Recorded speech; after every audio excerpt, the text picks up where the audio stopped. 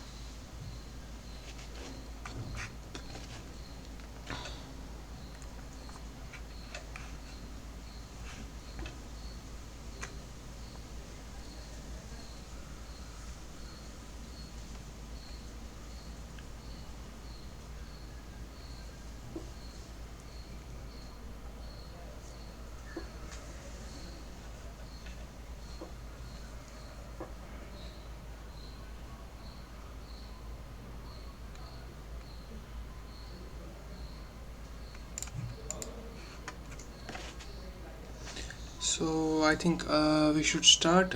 So let me just make the instructions clear. I think so. Today we are going to discuss week 5 related problems. So instructions are same. The sufficient time will be given after every problem is solved to asking your doubts. So please type in your doubts in chat box. But I think as the number of participants are less now, you can use your microphone also. I'll just give you the time after I solve a problem. You can use your microphone to ask the doubts. But if you are comfortable with chat box, you can use chat box also. Anyways, whatever way you like. So let me just share the screen.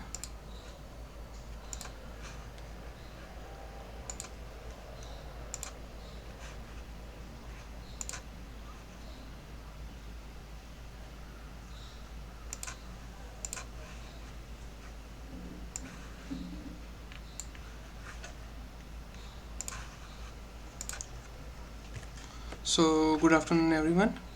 My name is Musab Rafiq. I'm your course TA for the course Digital Electronic Circuits that is taught by Professor Gautam Saha from IIT Kharagpur. I am a PhD student at Department of Electrical Engineering at IIT Kanpur. So this is the week 5 of 5th live session of this course. The problem solving where problem solvings are discussed. Today we are going to discuss problems related to week 5. The week 5 will consist of the number systems, signed binary octal hexadecimal number system, binary arithmetic ones and twos complement, code converters, adder subtractor, BCD arithmetic related problems. So and one thing, new participants will only be added after a particular problem is solved. So without further ado, let's start with the first problem. So the first problem of today's live session says the hexadecimal representation of number 7214 in octal system. So here 8 represents octal number system to the base 8. So the hexadecimal representation of 7214 and 3645 are So we need to find out the hexadecimal representation of these two numbers. So 7214. So there are two ways. Like first we have this octal number system, we'll convert into decimal number system, right? And then once we have this decimal number system, we'll convert into hexadecimal number system. That is a more elaborative and more thorough way of doing the things. But also we have this another way where we can directly convert this octal number system into a binary number system. And once we have the binary number system, we will take bits in groups of 4, and we'll just convert each one to the hexadecimal system, and we have the final answer. So if you have time and all, whenever first in multiple choice questions you guys won't be having that much of time, so try to use these shortcuts. But if you guys have time, you can cross check your answers by using the long and elaborative method also. So here what we will do, we will just convert this 7214, which is an octal number system. We will first convert into binary number system, which means to the base 2 number system. So how will we do it? We will write each let me just wait just a second.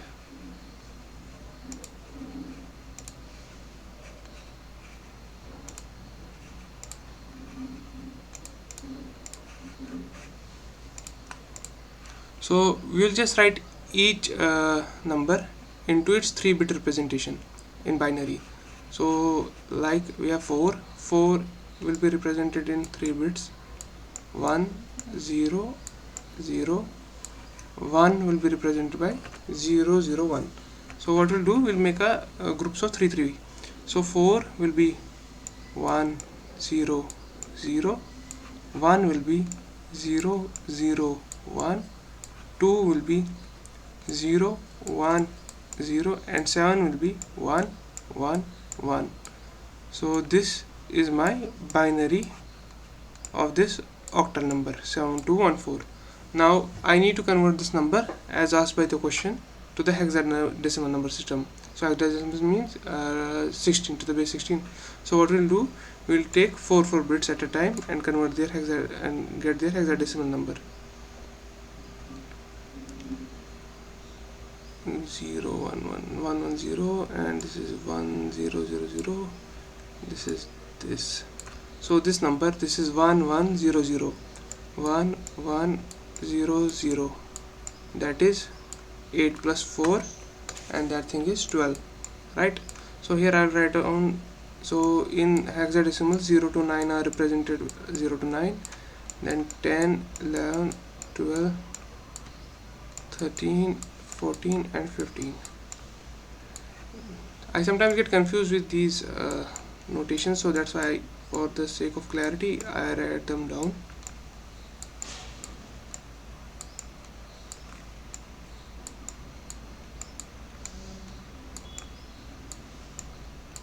So we have 1 1 0 0, which is 12. 12 is C, so we write down C.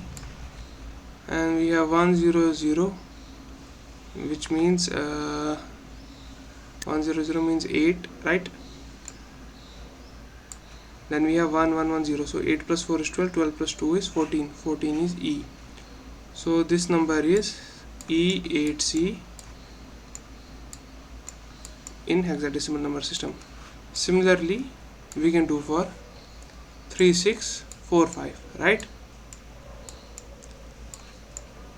Write these notations whenever you write this number, write their base as well, so in that way you won't get confused. So 5 is 1 0 1, right? 4 plus 1 is 5. 4 is 1 0 0. 6 is 4 plus 2, and 3 is 2 plus 1, so 0 1 1. Now we'll take 4 bits. This 4 1 2 3 4, this 4 and this 4. So here we have 5 as it is, 4 plus 1. Here we have 8 plus 2 10, that is A. And here we have 1 1 1, that is 4 plus 2 plus 1, that is 7. So the number 3645 in octal number system is 785. So the two numbers are E8C and 785. E8C and 785. So the answer is option D. Yeah, you have done it rightly. So we can move forward to question number, this was 1, so we can move forward to question number 2 of today's lecture. So the question number 2 says, in a look ahead carry generator, the carry generate function gi and the carry propagate function pi for inputs ai and bi are given by pi is equal to ai XOR bi and gi is equal to ai and bi. The expression for some bit si and the carry bit ci plus 1 of the carry look ahead adder are given by si is equal to p0 XOR with ci and ci plus 1 is equal to gi plus pi ci, where c0 is the input carry. Consider a two-level logic implementation of the look ahead carry generator. Assume that all pi and gi are available for carry generator and or OR gates can have any number of inputs. The number of AND gates and OR gates needed to implement carry look ahead generator for 4-bit adder with S3, S2, S1 and S0 and C4 as its outputs are. So we need to figure out the carry. We'll calculate the carries. So we have this as per the given expression. C1 will be given by C1 will be given by G1 plus P1 C0 P0 sorry. So this will be G0 plus P0 C0. C2 will be G1 plus P1 C1, and when you substitute the value of this C1 here, so it will be G1 plus P1 C0 plus P1, so it should be G0, sorry, it should be Z0, and then P1 P0 C0. Similarly for C3 will be G2 plus P2 G1 plus P1 P2 G0 plus P2 P1 P0 C0, and finally C4 will be equal to G3 plus P3 G2 plus P3 P2 G1 plus P3 P2 P1 G0, and finally P3 P2 P1 P0 C0. I'm just taking the help of this expression. So here for C1, see, we need a one AND gate and one OR gate, right? So one OR gate and one AND gate.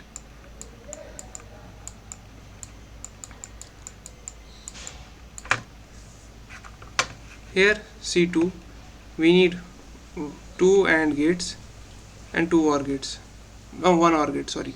So why I'm saying this one OR gate? Because this OR and this OR operation will be done by one OR gate, as we are given this condition that they can take any number of inputs. Where is it? Yeah, here. So that's why only one OR gate. So we have 2 AND plus 1 OR. Here we have 1, 2, 3 AND plus 1 OR. And finally for C4 we have 1, 2, 3. It should be 1, 2, 3, 4. 4 AND 1 OR.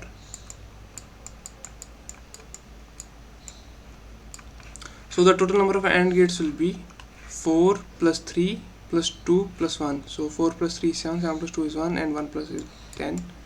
So it's 10 AND gates. And OR gates will be 1 plus 1, 1, 1, 4 times 1. So that is 4 OR gates. So the correct answer is 10 AND gates and 4 OR gates. So basically, Kailash, what we have given this carry expression, and we need to find out how many AND gates will be required to get this expression. So I am solving these things. Once I have C1, I get C1 out of this. Then I put C2, and then I give my values in terms of C0. I get my values in terms of C0 only. And finally I get C3 and C4. So if you carefully look at C1, it's G0 plus P0 C0. So P0 C0 will require one AND gate, and G0 plus P0 C0 will require one OR gate, right? Then we have C2.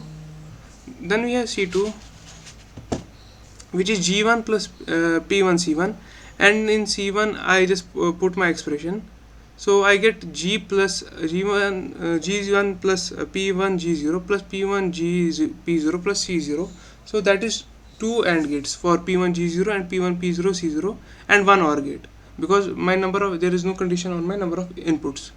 So in this way I'll calculate the number of AND gates that are required for this, and number of OR gates that are required for this. So this is what the question was asking.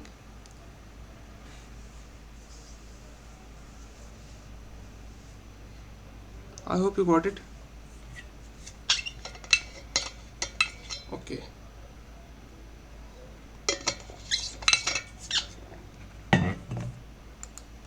So just a moment, Kailash. Okay. Question number 3 now. So the range of values in decimal. So we need to find the range of values in decimal that can be represented by fixed 16 point representation. So we need to find out the range that can be represented by fixed 16, 8 point representation. So fixed 16:8 representation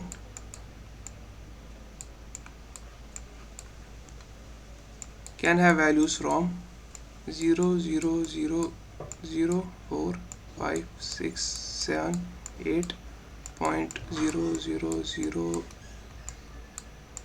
04 5 6 7 8 to 1 1 1 1 1 1 1 1 4 1 2 3 4 to 1 1 1 1 1 1 1. So in terms of binary, we have this range from 0 0 0 to 0 0 1.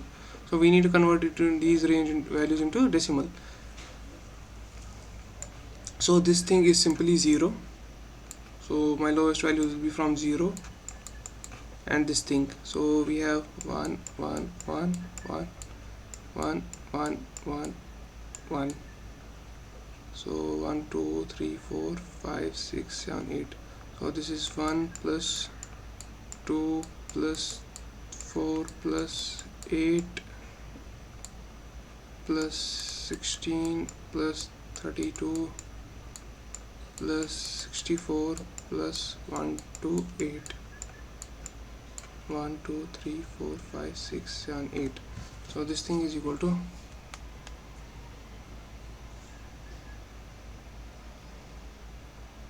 so I'll just calculate it here.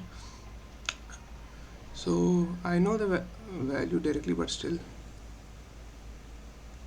32 plus 16 plus 1 to 128 plus 64 plus 32 16 plus 8 plus 4 plus 2 plus 1. So it is 255. So this is 255. Now we need to calculate the decimal part. So the decimal part will be equal to 1 by 2 plus 1 by 4 plus 1 by 6, 1 by 8 plus 1 by 16 plus 1 by 32 plus 1 by 64 plus 1 by 128 plus 1 by 256. So you can calculate the sum using GP. So my R here is 1 by 2 and my A is 1. So we know the sum of GP is equal to A times R raised power n minus 1 by R minus 1. So my A is 1 by 2, and here I have 1 by 2 raised power 8 minus 1, and here I have 1 by 2 minus 1.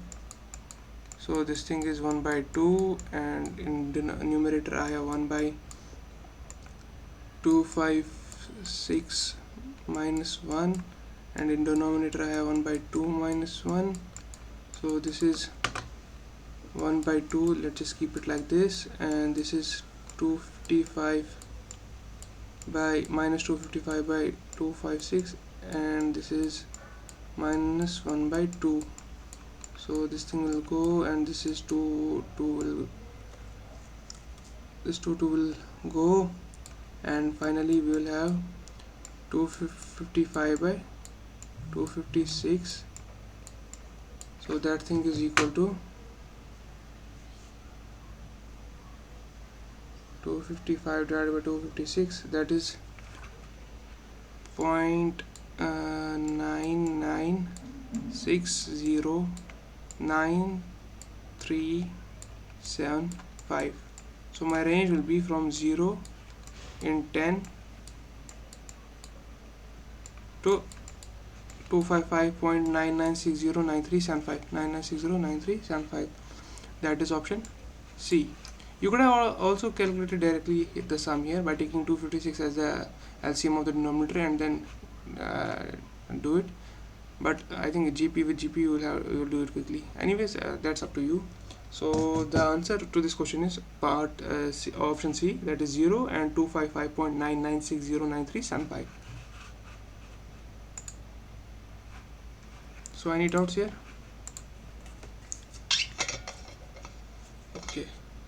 Okay, now let me just take some time here.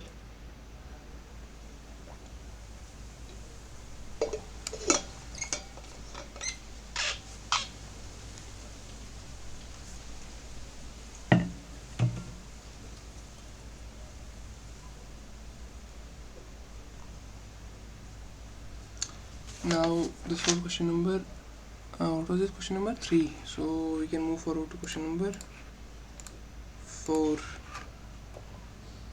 So the question number 4 asks us, let x be the number of AND gates present in 4-bit carry lookup adder and y be the number of OR gates present in that adder. Then the value of 2x plus 2y is. So we have this x number of AND gates and y number of OR gates present in 4-bit carry lookup adder, and we need to find out the we need to find out the value of expression 2x plus 2y. So if you look carefully, this thing 4-bit carry lookup adder, this is this thing that we had here, and there is this general formula that time I didn't discuss with you, but here we can exploit that thing. So there is a general formula with the help of which we can get the number of AND gates and the number of OR gates that are present in 4-bit carry lookup adder. So the formula says that AND number of AND gates is equal to n into n plus 1 by 2, and number of OR gates in 4-bit carry lookup adder is n. So what this n is, this is the n is equal to number of bits, n bit adder. So in the previous example, I think it was 4-bit, so 4 bit. So if you carefully plug this value 4 here, so and number of AND gates will be equal to 4 multiplied by 5, 10, 20 by 2 is 10, and OR gate will be 4. You see, 10 and 4. And here x will be equal to, we have this 4-bit carry ahead, and I think it's still 4, so x will be equal to 10 by plugging 4 into 4 plus 1 by 2, so that is 10, and y will be equal to n equal to 4. But we need to find the sum of expression 2x plus 2y, so that is 20 plus 4 multiplied by 2, that is 28. So option 4 is the correct answer to this question. So you can just see it from this example that we did earlier in question number 2. So from that you can just deduce it. So because as the number of terms are increasing, you can get the idea how these terms are increasing for AND gates. I'll just show you. So see, it's 1 plus 2 plus 3 plus 4. So if you remember, what is the sum of the GP? 1 plus AP 1 plus 2 plus 3 plus 4. Sum of arithmetic progression. So this is n into n plus 1 by 2, right? You got it? because number of AND gates are increasing by 1 1 with each passing bit, and the sum of this series is 1 2 3 4 series is n into n plus 1 by 2, right? I think it's you got it. Okay. So this was question number 4. So question number 4, the answer was part 4. Now we have question number 5. This is an interesting question. I found it really nice, this question. So we have this equation 5p364. so they have this number 5p364. 5 is some value here in octal system, right? And we have another number 5afq. so q is another number here, digit here. So the value of p and q are, so we have these two equations and we need to find out the value of p and q. So these two are equal. So we have this 5p364 and we have in octal number system. So this will be equal to, if we convert it into decimal, so 5 into 8 cube, no not 8 cube, 0 1 2 3 4 5 into 8 to power 4. So just for the sake, 1 2 3 4 5 into 8 4, then p into 8 cube, right? Then 3 into 8 square, then 6 into 8 raised to power 1, and finally 4 into 8 raised to power 0.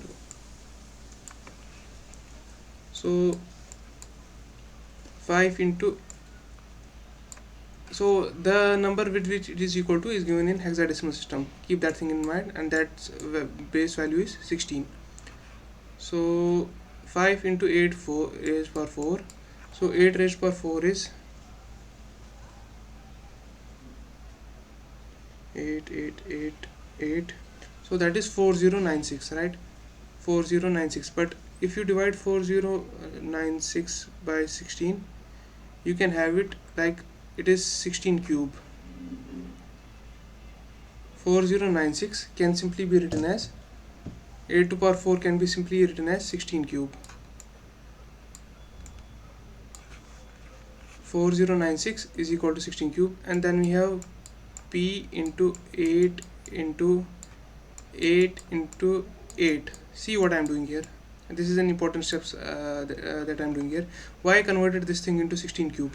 Because the number with which it is equal to is a 4-bit number, and that notation can be written like this: 5 into 16 cube plus a into 16 square.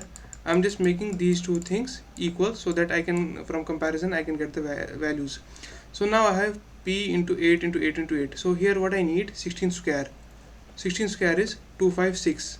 So how like, and this 256, and this is 8 into 8 into 8. So this is 512.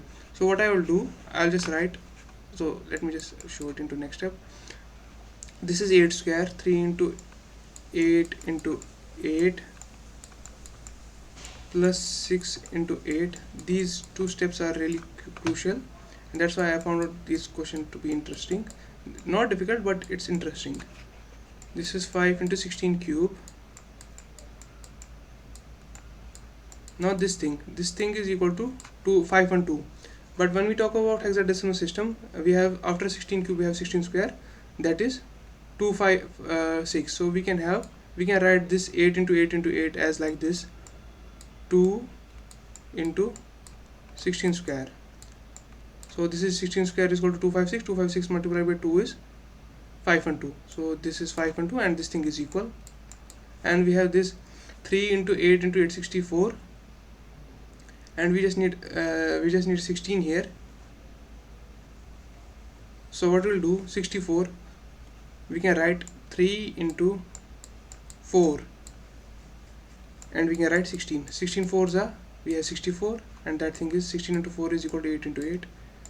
And here we'll make this thing also into 16. So we can write this, so we'll break this 6, so we can write this 3 into 2 into 8 plus 4, and this thing can be written as like this, 4 into 16 plus 0. Now this 5 into 16 cube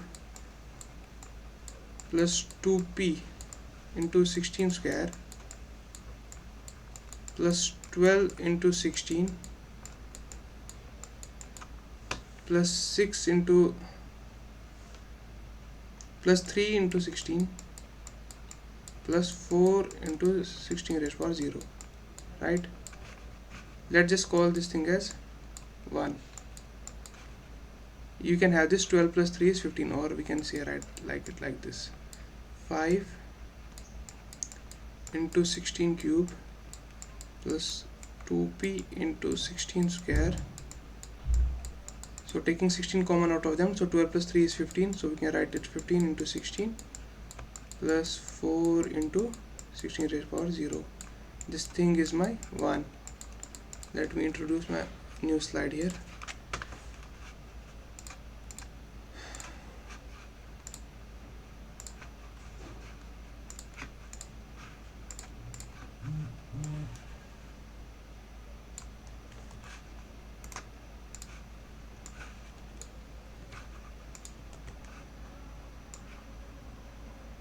So this is my 1, and my another number,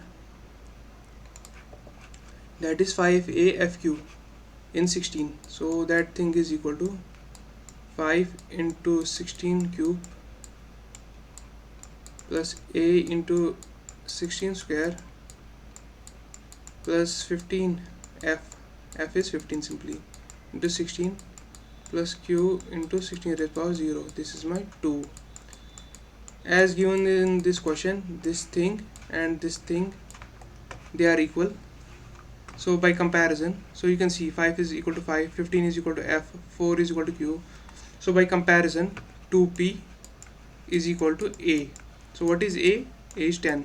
So 2p is equal to 10. So p is equal to 5, and 4 is simply equal to, q is simply equal to 4. So my answer is p equal to 5 and q equal to 4. So my answer, p is equal to 5 and q equal to 4. So that is option A. So the only thing that here you needed to do was, once you get this thing, you need to convert this thing into, from octal to, you need to convert this into hexadecimal. So how we did it? So 8 raised to power 4 is simply 16 cube, and 8 cube you took 2 out, and we are left with 8 square.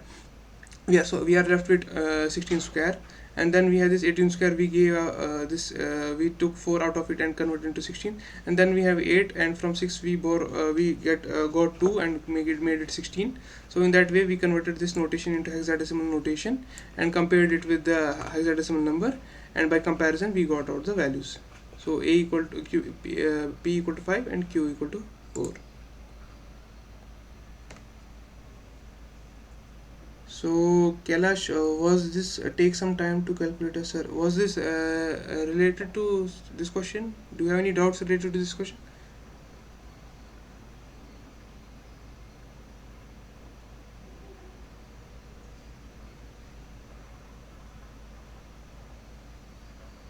I couldn't get you. You can type. Okay, okay.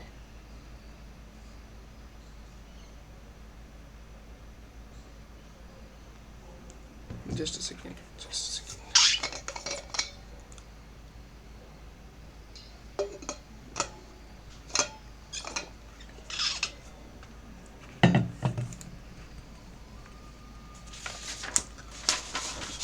So now we can move to question number 6. So the carry and sum of full adder takes 20 nanosecond and 30 nanosecond respectively. Then calculate the number of addition performed in second if 3 full adders are cascaded.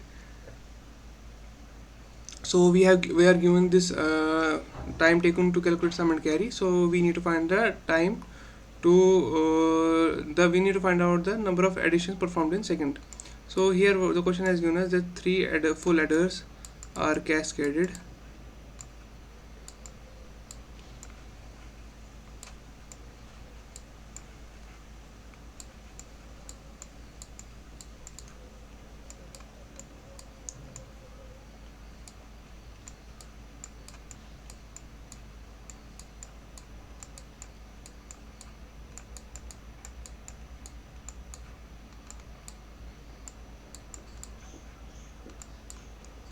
So three full adders are cascaded, and we need to find out the number of additions performed in 1 second. So the time taken to calculate the carry is 20 nanosecond, and the time taken to perform the sum is 30 nanosecond. So the first full adder will give this sum after 20 nanosecond, that will go to the full adder 2, right, and it will take another 20 nanosecond to give this C2, and then we have full adder 3, and to get the sum it will need 30 nanosecond.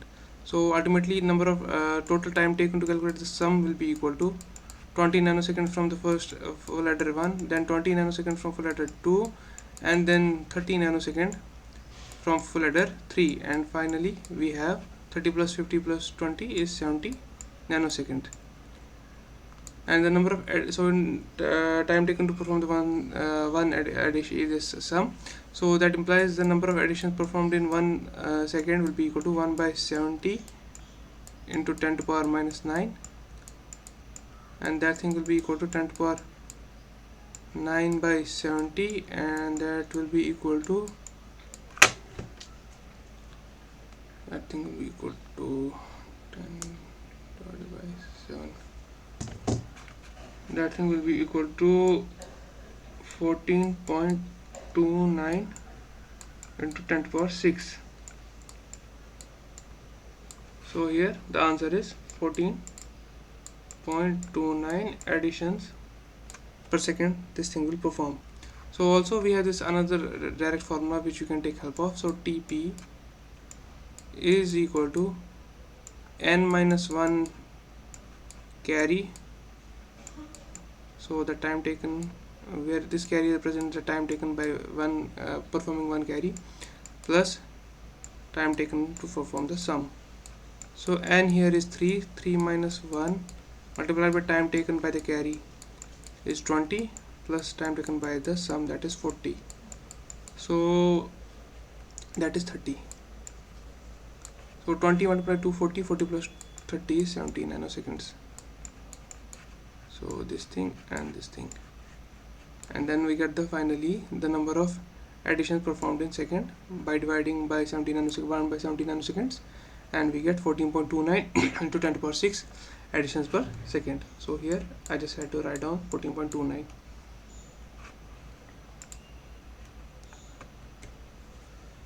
Okay, let me just repeat. I think let me introduce a new slide here, that will be better.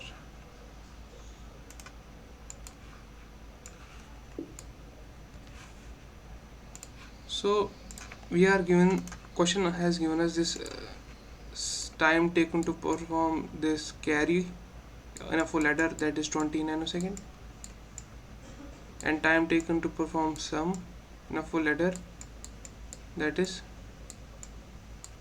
30 nanosecond, right? So these three adders, full adders, are cascaded.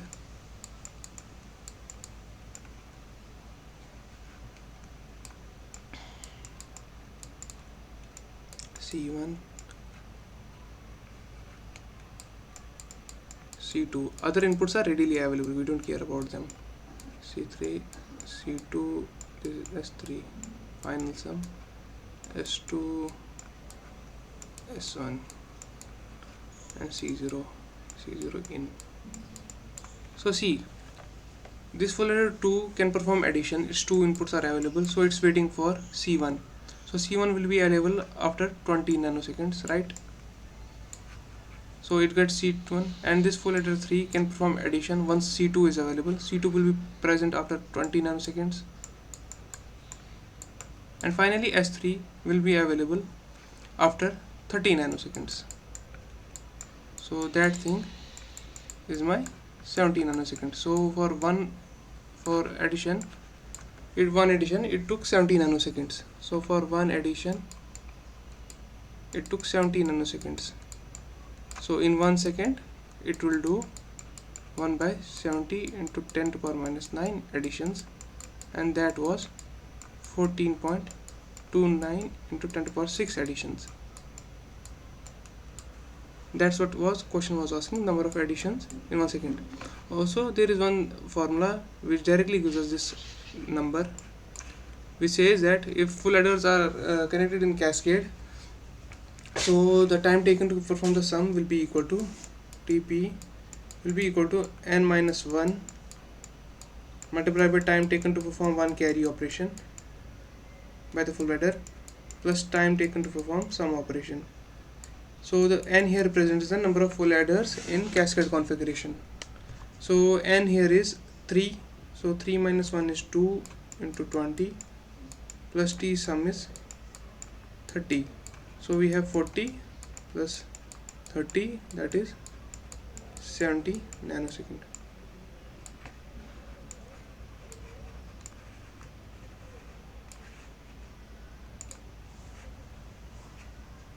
I hope you got it, huh? Okay, that's nice.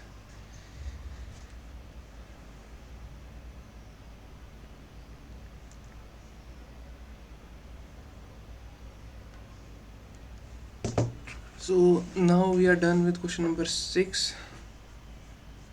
I think we can move to question number, what's it? Just a second. Question number 7. Okay, so we have this given is 2's complement sign representation of P. Find P by 4 in 1's complement form.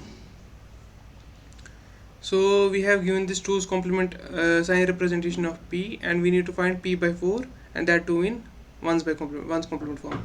So we'll calculate P by 4 and then get its first we'll find P, then we'll find P by 4, and then we'll get its 1's complement. So how we'll do this? So what's given to us is 2's complement representation of P, and that thing is equal to 1 1 1 1 sorry 0 1 0 0. So this is a 2's complement representation, and we'll get a 1's complement out of this. So the 1's complement representation is simply by subtracting 1 out of it.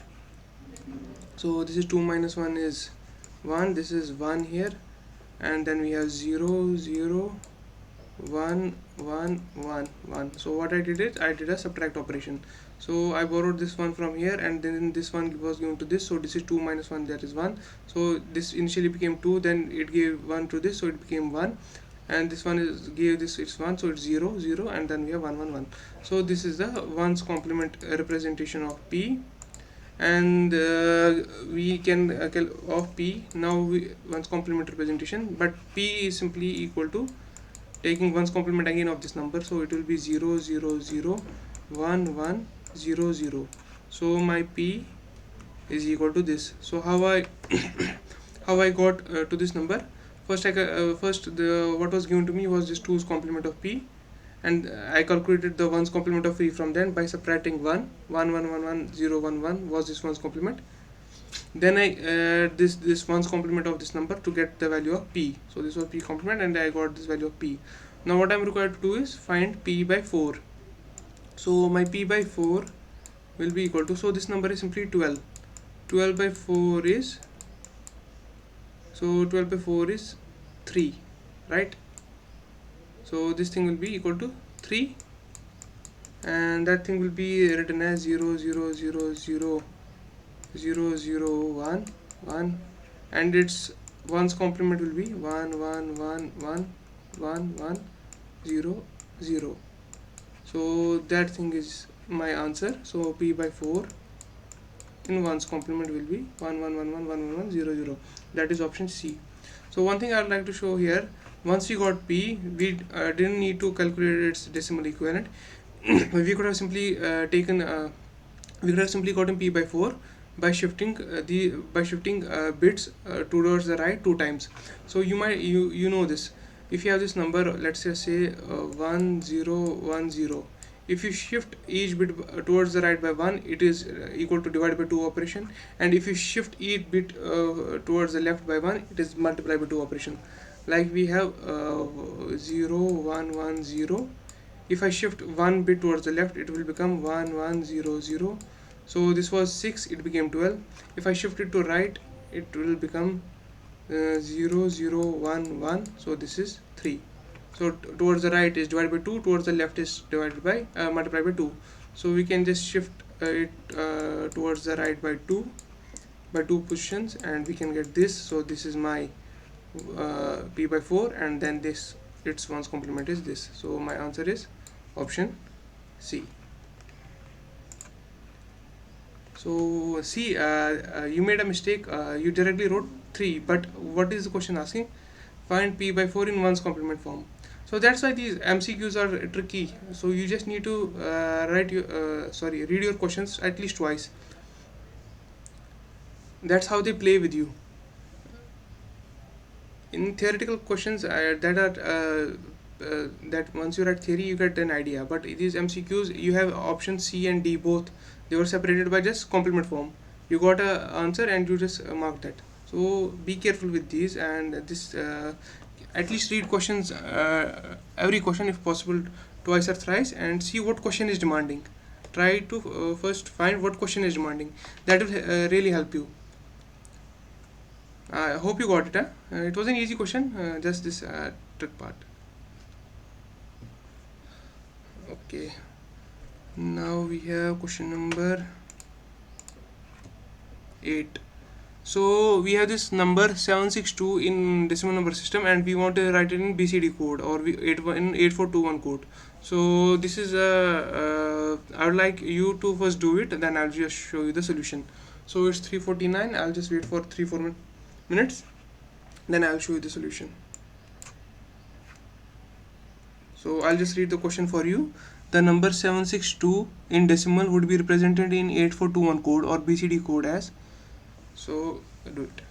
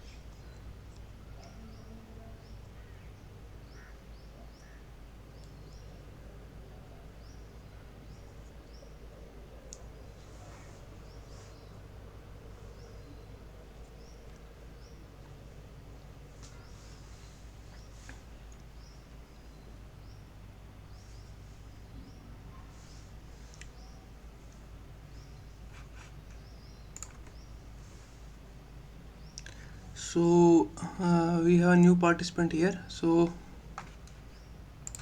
we have a new participant here. So Avinash, so this is question number 8. So try to do it. After that, I'll show you the solution.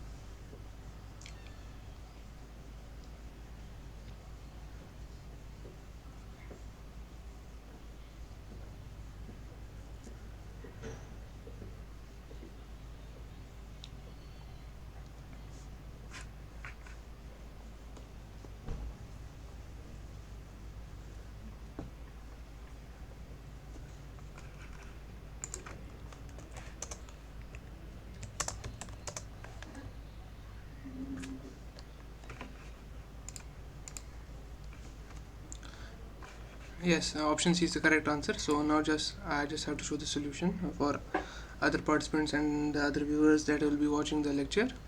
So we have this number 762 that is in decimal number system, and we need to find its BCD. So BCD is represented by 8421. So that 8421 representation of 2 is simply 0010. For 6 is 0110, and for 7 is 0111. So my BCD equivalent of 762 is 0111, 0110, 0010. So that is option C. Is it clear? Any doubts? Kailash, I think you got the answer, so there won't be any doubts.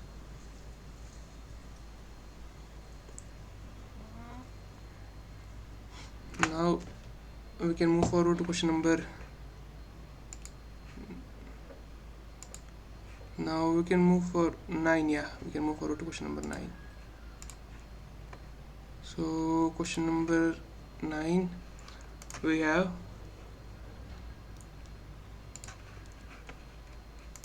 let me just first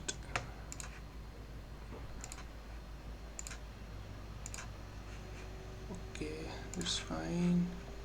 Question number 9 asks us if A is equal to 1111101 and B equal to 0001010 are two 8-bit signed 2's complement representation numbers. The signed 2's complement representation of A multiplied by B is, so we are given this two number in signed 2's complement form A and B, and we need to find the product A cross B in signed 2's complement form. So A, which is given as 1111 1101. So this thing is we'll just convert this thing to first to if we just subtract 1 from it, we get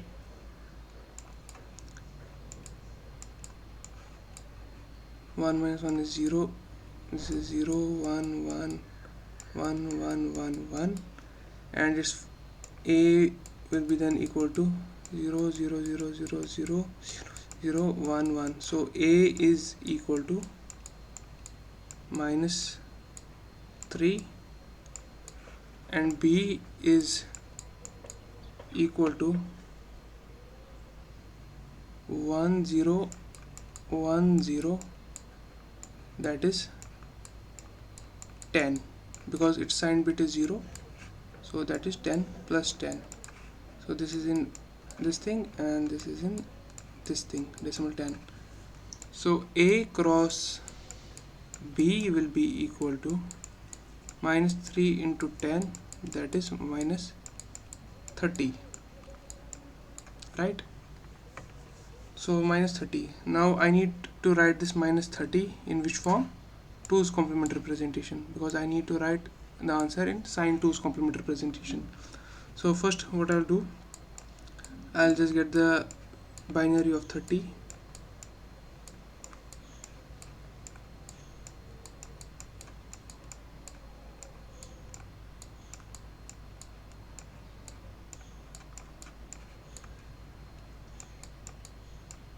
So 30 in binary is 1 1 1 0 1 1 1 0. So have I done it correctly? Is 215 0 271 231 22 21 211 11 1 triple 1 1 1 1 0. So let me just check it. 30 1 1 1 0. Okay, 1 1 0. So this thing will be written in like this in sin 2's complement. So when we have a negative number in sin 2's complement, we convert we have this number here in sine 2's complement a cross b, which is equal to minus 30, right? So for minus, the first bit will be negative. To represent negative, we write 1 as a first bit from MSB, and my other bits I can write like 0 0 1 1 1 0. So this is 16 plus 8 is 24. Am I missing something? Let me just check. Let me just redo this. I'm missing somewhere. So I have minus 30. So 30 in binary will be 215 with decimal 0 2, sorry, remainder 2, 7 is 14, remainder 1, 2 3 is remainder 1, 2 1 is and remainder 1. So this is 1 1 4. Okay, 4 1. Oh, there I have written 3 only. That's why we are messed up. So here the first bit will be to represent sine, and my two bits, it will be like this: 0 1 1 0 1 2 3 4 5 6 7 8, right? And now I'll take the ones complement of this. So this is 1 1 1 0 0 0 0 1. So this is ones complement, and I'll just add 1 to get the 2's complement. So my 2's complement will be 1 plus 1 is 0, and this will be 1, and then 0. So 1 plus 1 is 1 0 1 0 0 0 1 1 1. So my answer will be 1 2 3 4 5 6 7 8. Yeah, my answer will be 1 1 1 0 0 0 1 0 1 1 1 0 0 1 0. So option B. So I'll just repeat. Actually here I had written only 3 ones, that's why the mistake was here. So it is 4 1. So what I did, I have this sine 2's representation, sine 2's complement representation of A and B. A, as you can see, MSB is 1, so that means it's a negative number. So what I did, I converted it first into the ones complement representation by subtracting 1 from the number, and then I took the ones complement and I got A is equal to 3 in terms of magnitude, and the sign was sign bit was 1, so it is negative, so it's minus 3 in decimal number system, right? Then we have B, whose sign bit is 0, that means the number is positive and the number is as it is. So magnitude is 4 plus 8 plus 2, that is 10. So this is 10. Now I have to do A cross B, that is minus 3 multiplied by 10, that is minus 30. Now I have to represent this minus 30 in sine 2's complement representation. So since this is a minus, my sign bit will be negative. That means it will be represented by 1, so that I have written here. And my 7-bit representation of 30 is 0 0 1 1 1 1 0.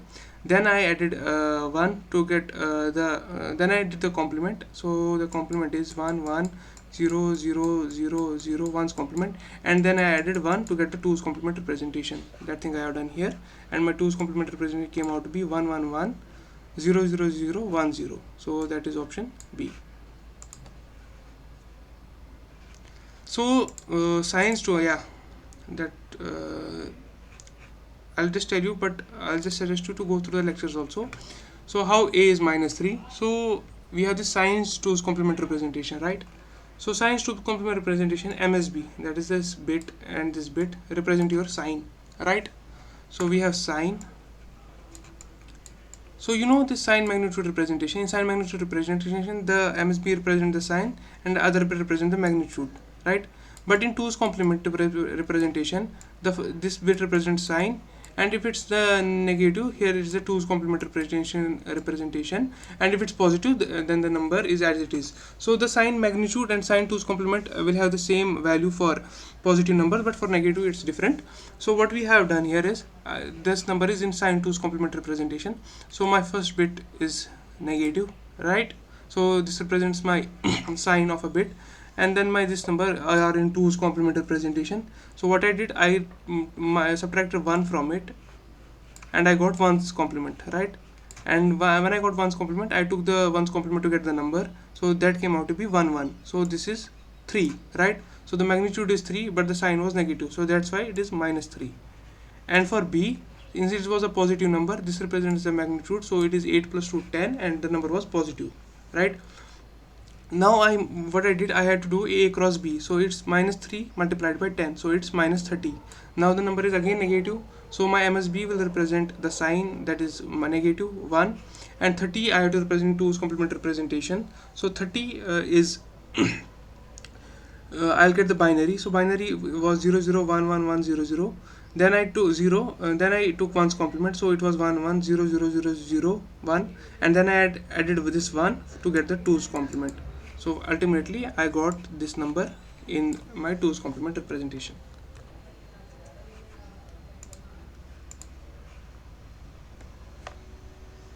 Any other doubts?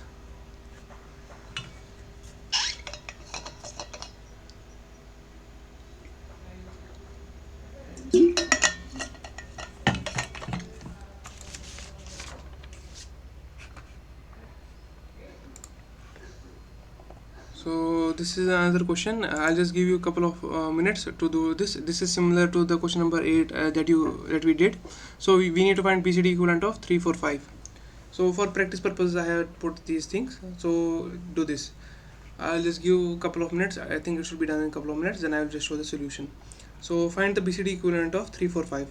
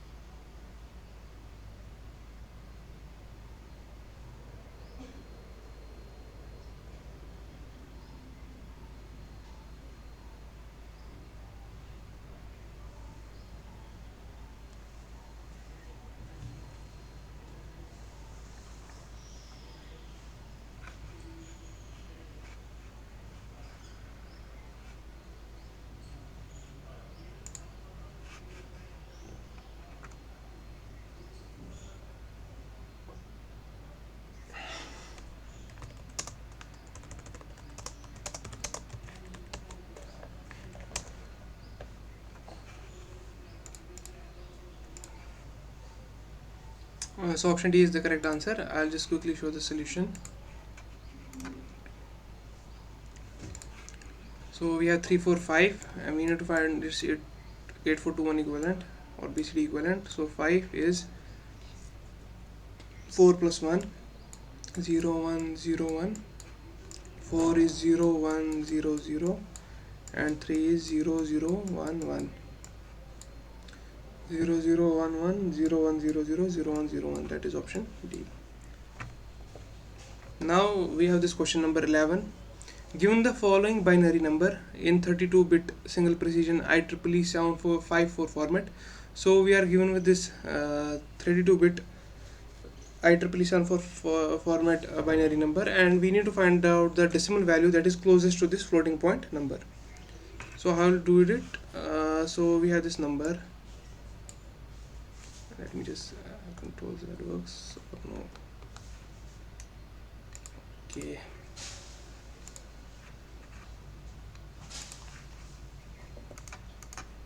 Let me just use the new color.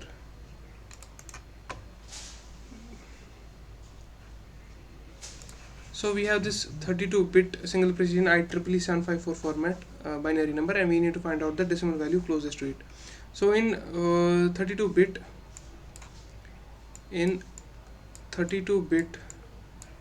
IEEE 754 format, first bit, when I talk about first bit, I am talking about from MSB, don't confuse it from LSB, from MSB, from left hand side. First bit represents your sign, and from second to 9 it represents exponent, and from 10 to 32 it represents mantissa, right? So just looking at our example, my first bit is 0, which means my number is positive. So sign is 0 implies positive. Then by next 8 bits, 1 2 3 1 2 3 4 5 6 7 8 1 2 3 4 5 6 7 8. My next 8 bits, that are 0 1 1 1 3 4 5, then 0 0. My next 5 bits, that represent my exponent, so I'll just write ex for that. So for this exponent I need to subtract bias. So my bias is 0 1 1 1 1 1 1 1 from it.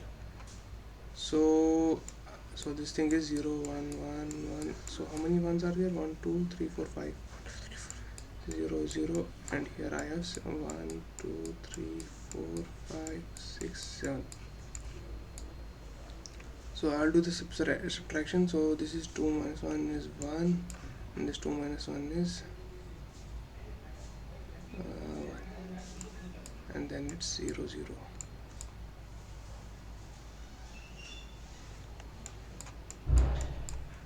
So if you carefully look at this, this was 124 minus 127, that was minus 3.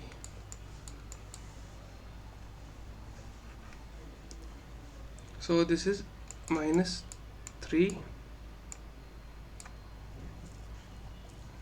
Now we need to look at our mantissa. So this is our mantissa, so we can just ignore these values from here. So this is my mantissa is, it's normalized, and so we can write it 1 1 0 1 1 0 1. So my final expression will be, so my final will be, it will be 1.m 2 to power e. So it is 1.11011101 multiplied by 2 to power minus 3, and this thing will be equal to 0.00111011101. And now we need to convert this number to the decimal number.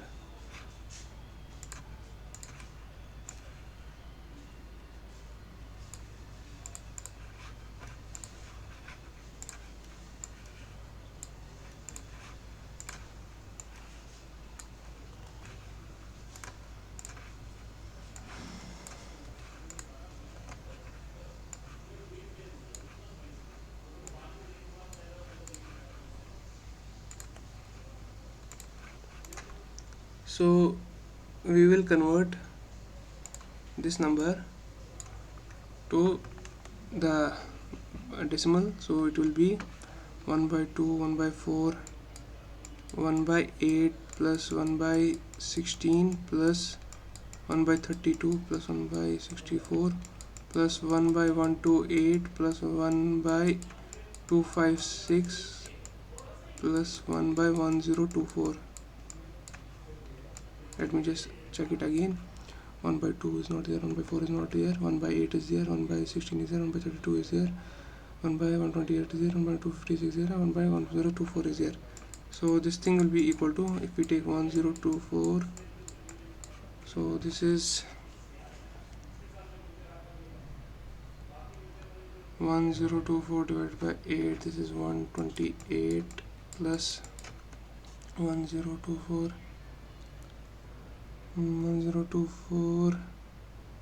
divided by 16, 64 plus 32, 1024 divided by 128 plus 8 plus 4 plus 1.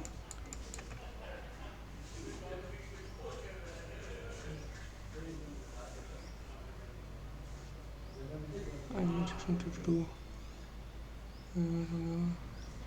1024 divided by 16 1 0 2 2 8 8. So this is 128 plus 64 plus 32 plus 8 plus 4 plus 1 divided by 1024. This is equal to 0.2314, and this thing is equal to 2.3 into 10 to power minus 1. And if we carefully look at example options, option C is closest to this value. So we need to find out the closest value. So this thing 2.27 to 10 to power minus 1 is closest to 2.3 into 10 to power minus 1. So option C is my correct answer.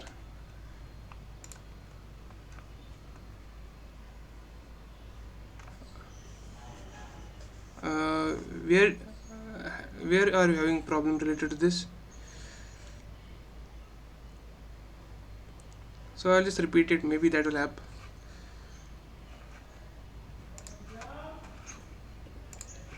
So we have this number given in 32-bit single precision IEEE 754 format, and we need to find out the decimal number that is closest to this 14 point number. So in 32-bit IEEE 754 format, first bit represents sign. Since it was 0, the number is positive. Then the next 8 bits represent exponent. So I have written here the exponent, and I need to subtract the bias term from it. So I subtracted this thing from it, and I got my answer -3 as -3. And then what is this? This is basically 1 to 4 minus 1 to 7, that is -3. And then the next values from 10 to 32, they represent my mantissa. So this is 1 1 0 1 1 0 0 1. So that thing I have written here. So my number can be written as 1 point mantissa, if mantissa is normalized, multiplied by 2 to power e. So 1 point, I have written this mantissa 1 1 0 1 1 0 1 multiplied by 2 to power, my exponent was -3. So this thing is equal to 0.00111011101. Now I got this binary value. Now I have to convert this binary value to decimal value. So that thing I have done here. So 001100001. So this is 1 by 4 multiplied by 0, 1 by 2 multiplied by 0, that is 0. That's why I have not written here. 1 by 4 multiplied by 0. That's why I have not written here. Then it's 1 by 8 plus 1 by 16 plus 1 by 32. Then 1 by 64 is 0. Then I have written as 1 by what should I call this? 1 by 256, 1 by 2 1 by 128, 1 by 256, and then 1 by 1024. And then I have done the calculation, and I got the answer 0.2314, and I can write this as 2.3 into 10 to the power minus 1. The closest value among the options to 2.3 into 10 to the power minus 1 is 2.27. That's why I have marked option C as the correct answer.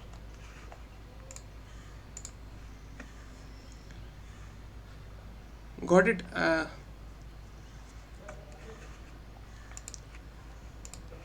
Now the next question that we'll discuss for today's lecture is express 32 in that is in decimal in the revised 14-bit floating point model. So we need to write 32 in the revised 14-bit floating point model. So 3210 can simply be written as 2 to the power 5. You know that 2 to the power 5 is 32, and if we normalize it, so we can write it as point. So this is 1 into 2 to the power 5, so then we can write it as 1.1 into 2 to the power 6, because in normalization there should be no 1 towards the left hand of the decimal. So we have this 6, we will add 16 to this 6, so 16 plus 6 is equal to 22, and 22 in decimal is binary is 2110 251 221 and 210. So 22 in binary is 10110. 16 plus 4 20, 20 plus 2 is 22. So my number will be equal to my number will be equal to, first I have to write the sign. The 32 was positive, so I'll write 0. Then I'll write my this exponent, so that is 1 0 1 1 0, and then I'll write my mantissa, so that is 0.1, so I'll write 1, then followed up by 0. 1 2 3 4 5 6 7 8. 8 plus 1 is 9, 9 plus 5 is 14, so it is 0 1 0, they are all or 0 1 0 1 1 0 1 0 1 1 0, and then no, this is not the answer. 1 0 1 1 0 1 0 0, so option A is the correct answer to this question. So what I did here is, I had this decimal number 32, I wrote it in this form 1 into 2 to the power 5, and then I normalized it 0.1 into 2 to the power 6. So this is my mantissa, and I added bias 16 to it, and I got my exponent, that was 22, and that is in my decimal, in binary, like this, 10110. So here I wrote the sign, here I wrote the exponent, and here I wrote the mantissa. This is my 32 in floating bit revised 14-bit floating point model. Any doubts?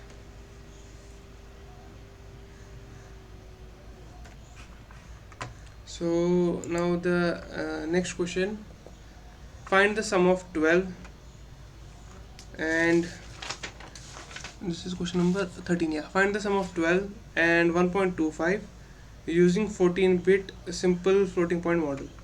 So we need to find out the sum using 14-bit floating point model. I have this 12 in 10, that thing will be equal to 1100, 8 plus 4 2, and I can write this thing as 0.1100 into 10 to power 2 to power 4.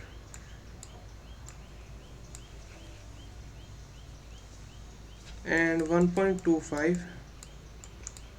in binaries, 1 is simply 1, and 0.25 can be written as 0.25 multiplied by 2 gives us 0.5 with integer 0. 0.5 multiplied by 2 gives us 1, so we have 1, so 1.01. so this thing can be written as 0.101 into 2 to power 1, right? So I can also write this thing as 0.000101 into 2 to power 4. So I'll call this as 1 and I'll call this as 2. So basically why I did this, to make them equal, so that I'll just add them up. So add 1 and 2. So once I add 1 and 2, I'll get 0.1100 0.100, so and I have 0.000101, so I'll get 0.110101 into 2 to power 4. Now I have to represent this thing in this floating point model. Let me just copy this thing.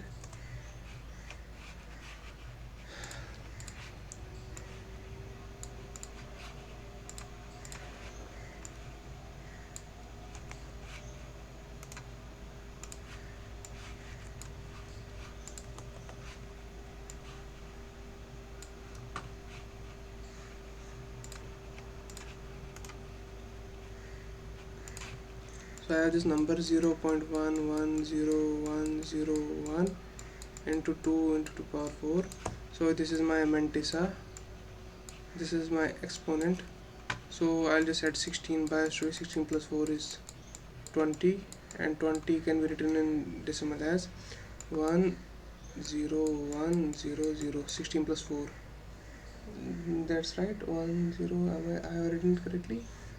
Yeah, 10110. That is my 20. is equal to this. So my sign is positive, so it's 0. Then my exponent is 1 0 1 0 0, and my mantissa is 1 1 0 1 0 1. So these are 1 2 3 4 5 6 1 2 3 4, and add that 2 zeros. So this is 0 1 0 1 0 0 1 1 0 1 0 1 0 0. So this is option C. 0 1 0 1 0 0 1 1 0 1 1 1 0 1 0 1 0 0. So option C is my correct answer.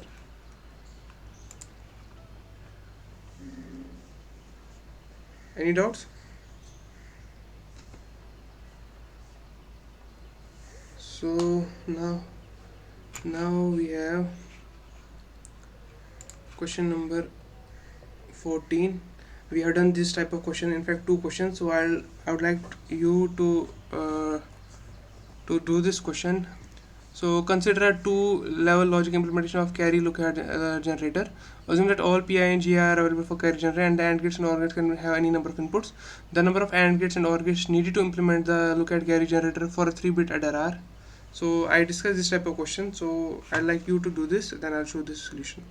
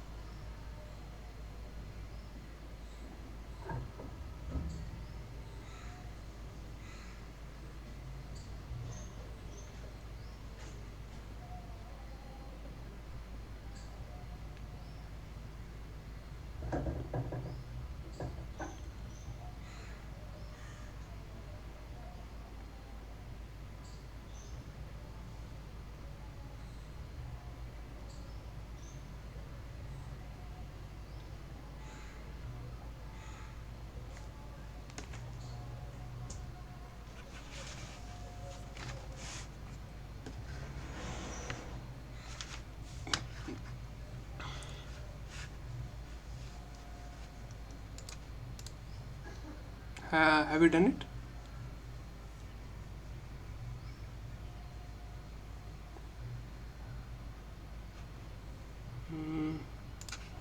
Let me just show you the solution. So this is this question. This is simply this question. This or this. So here,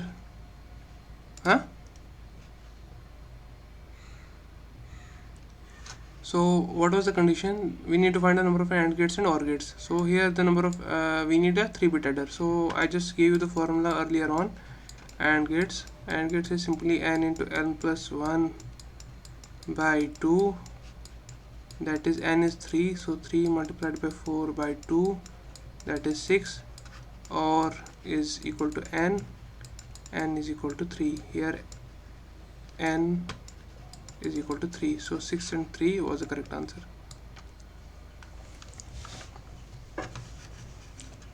Now we have this question, addition of 96 and 69. So okay, addition of 96 and 69 in BCD is, so I have this 96 number and I have this 69. I need to find their addition in BCD.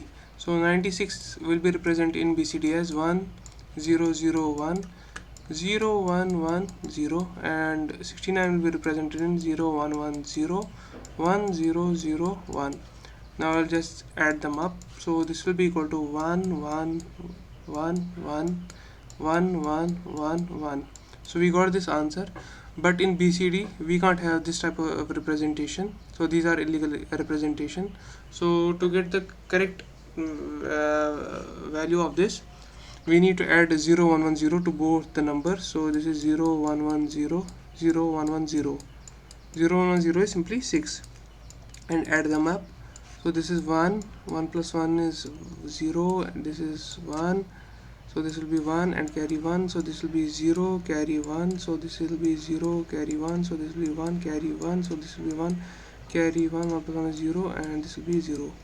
So the number will be 1 0 1 1 0 0 1 0 1 1 0 1 1 0 0 1 0 1. So this is option C. Yeah, that's right. Option C is the correct answer.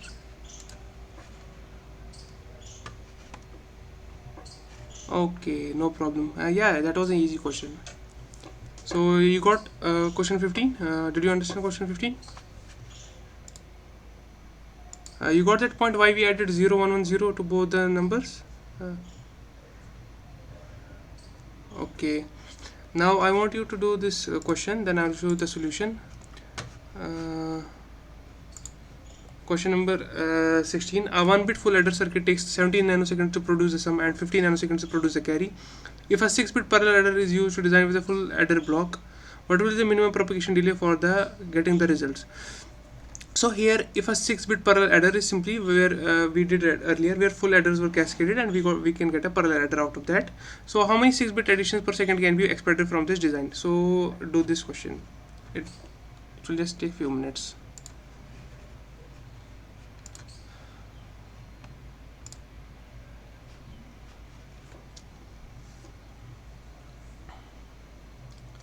Should I read the question once again, or you got it?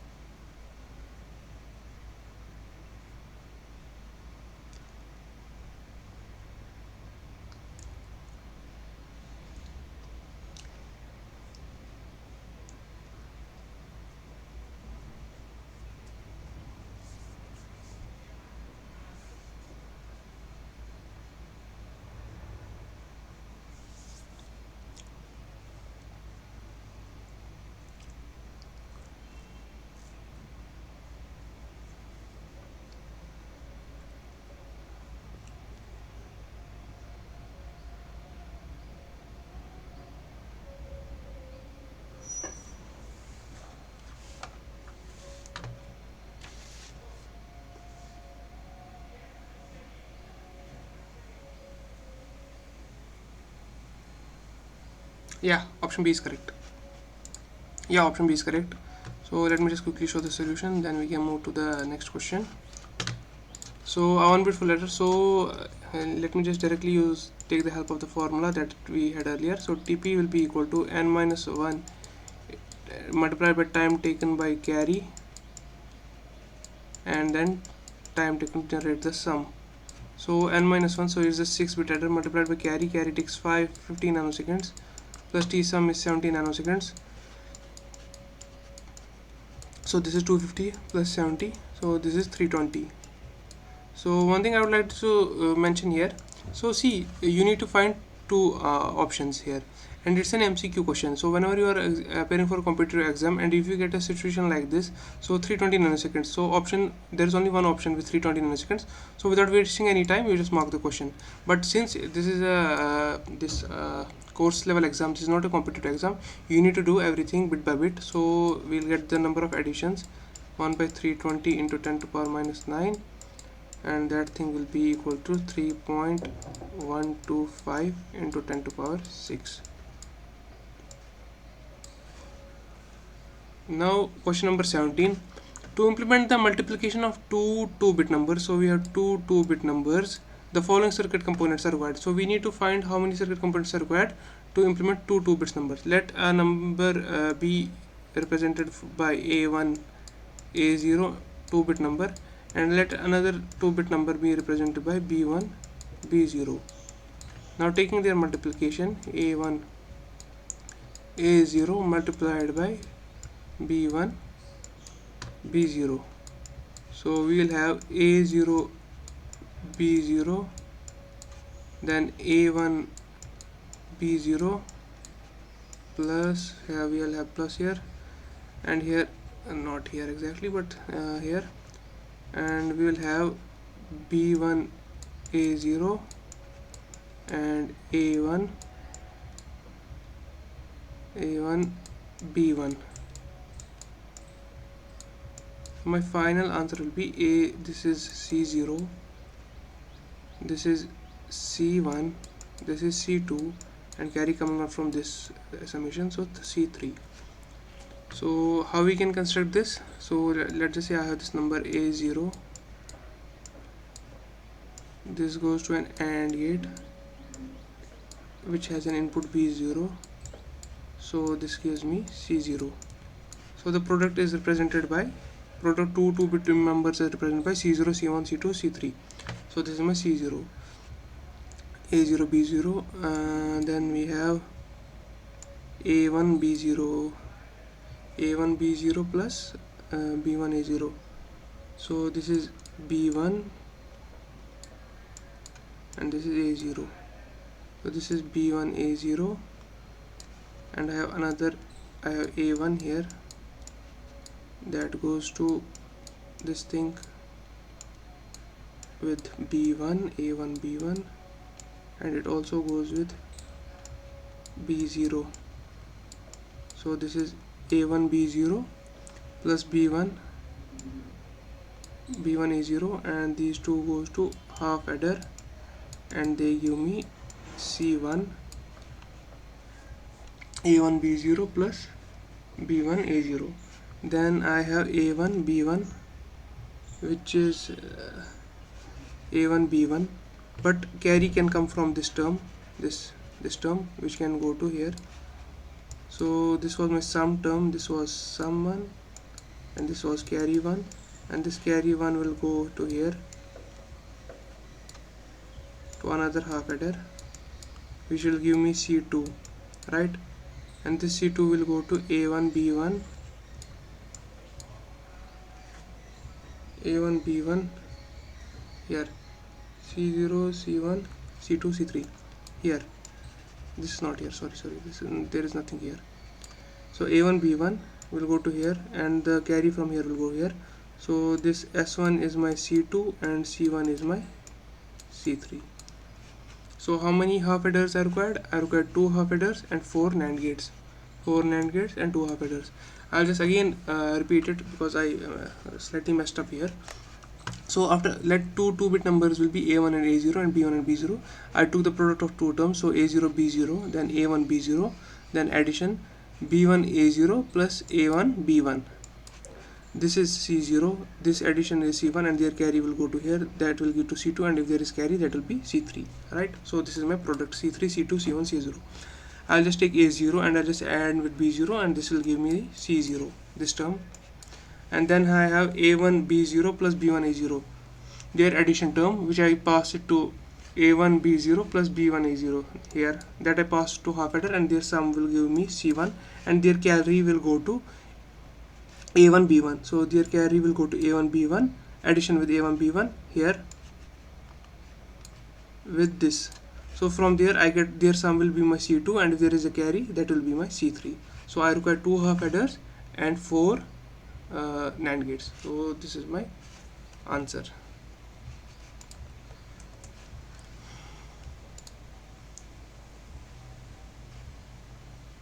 Just a second, I accidentally opened some other app. Okay, now, so I think you have done this. Okay, B, okay, both of them. Okay, C, 70C. So any doubts here? Okay, now we can move forward to question number 18. So we have given this condition. We have a number 400 that is in base x, equal to 256 that in base 10, equal to 100 in base y. So we are required to find the relation between x and y. So whenever we have a number, let's just say a number m1 in base n, and that number is equal to m2 in base what should I call p. So that implies p is greater than n. If m1 is greater than m2, implies p is greater than n. So if this number is greater than this number, that implies p is greater than n. So taking help of this condition, that implies y is greater than x, or x is less than y. So option B is correct. So in fact you can find the values also. So 400 is equal to 256 in decimal. So this is simply 4x square is equal to 256, and x square is equal to 256 by 4 will be 64, x is equal to 8, and y will be equal to 256, y square 256 16, square root of 256. So y is equal to 16, x is equal to 8, so y is greater than x. So but here you can directly find out from the conditions, if two numbers are equal and if m1 is greater than m2, that implies p is greater than n. Okay, now going forward to the next question, that is question number 19. Yeah, 18 we did. 19. Which of the following statements are true? So multiple statements can be true. In fixed point representation, width and position of binary point are not defined. Fixed point arithmetic is similar to integer arithmetic. Floating point representation has fixed precision. The floating point representation comprises two percentages and exponent. In floating point representation, gap between number is higher for larger numbers. So the correct statement, the statements which are true are 2, 4, 5. That is option C. 2, 4, 5. Because in fixed point representation, width and position of binary number are well defined, and also in floating point number representation, it has a variable precision. For more details, you can refer to the lectures and see exactly what I mean by these statements. So this is just simply a theoretical question. Now coming to the last question of today's lecture. So we need to find out the values of m and n in the following circuit diagram. So a and b are my inputs, which are given to half adder 1, then the sum and carry are given as inputs to half adder, and we need to find out the m and value of m and n. So before proceeding, sum of a half adder is equal to a XOR b, you must be knowing that, and carry of a half adder is simply a ANDed with b. Taking help of this, so S1 will be equal to a XOR b, and C will be equal C1 will be equal to AB. Now what will be M equal to? M will be equal to S1 XOR with C1, right? So S1 is simply equal to A XOR B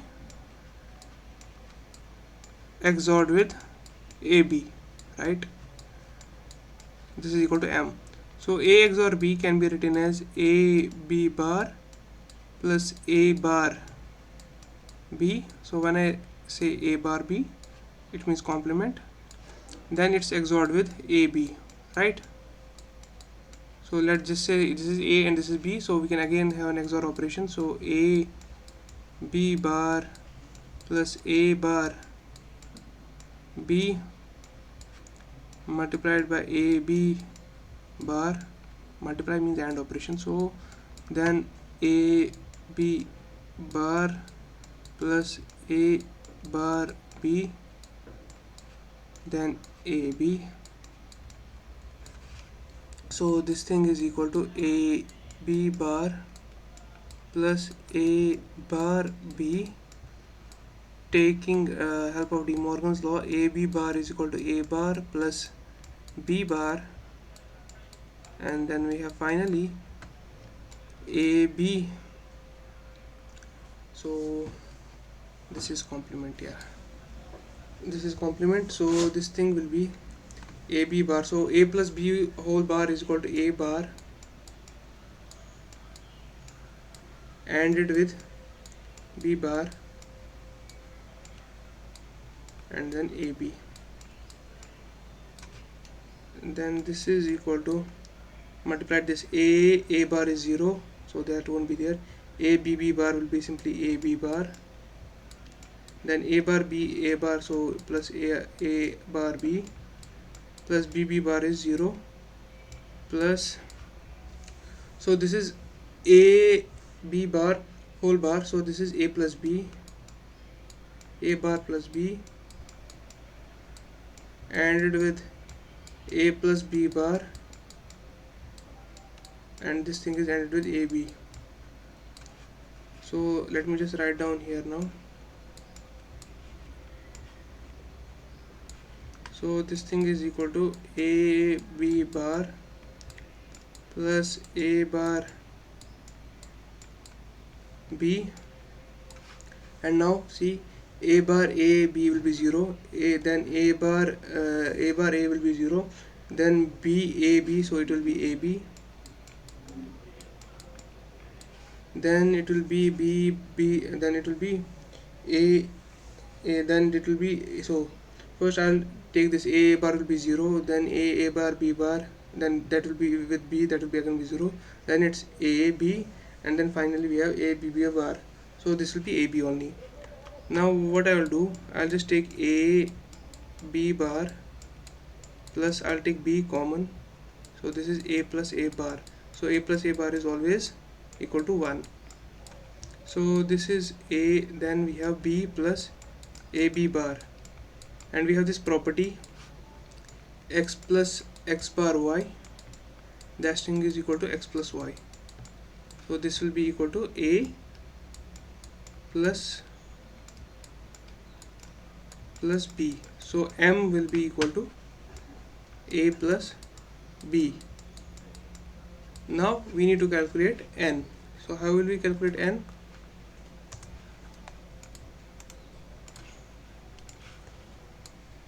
So just a moment. So N will simply be calculated.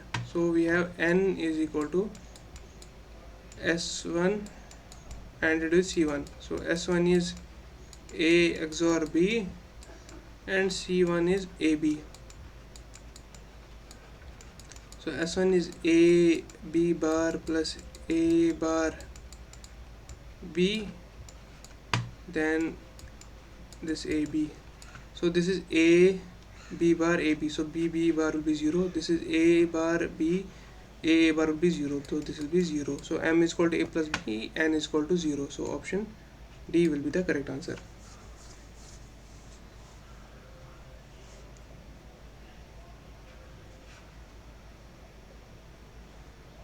So that was all for today. If there are any doubts, please let me know, otherwise we can finish the session. So there are no doubts, and I think we are done with today's lecture. So this was week 5's lectures, problems related to week 5, and next week we will discuss problems related to week 6 at the same time from 3 p.m. to 5 p.m. And okay, thank you for attending.